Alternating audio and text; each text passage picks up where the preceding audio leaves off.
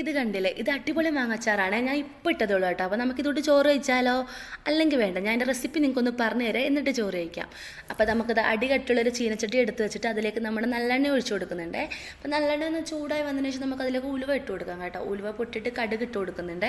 പിന്നെ നമുക്കതിലേക്ക് കറിവേപ്പിലയും പച്ചമുളകും ചേർത്ത് കൊടുക്കാം കേട്ടോ. പിന്നെ അതിന് ശേഷം നമുക്കതിലേക്ക് നമ്മുടെ വെളുത്തുള്ളി ചേർത്ത് കൊടുക്കുന്നുണ്ട് കേട്ടോ. വെളുത്തുള്ളി കുറച്ച് അധികം ഞാൻ എടുത്തിട്ടുണ്ട്.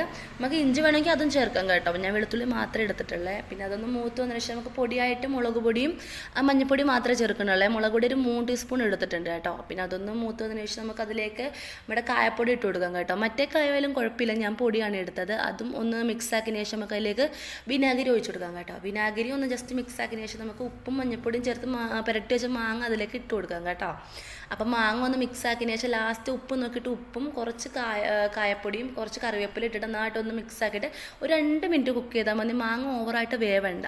അപ്പം അതാണ് എൻ്റെ പാകം വന്നിട്ട്. നമുക്കിനി ചോറ് കഴിച്ചാലോ? പപ്പടവും മത്തനും പയറും കറിയും മാങ്ങാച്ചാറും കൂട്ടി. അപ്പോൾ എല്ലാവരും ഒന്ന് ഉണ്ടാക്കി നോക്കാം കേട്ടോ.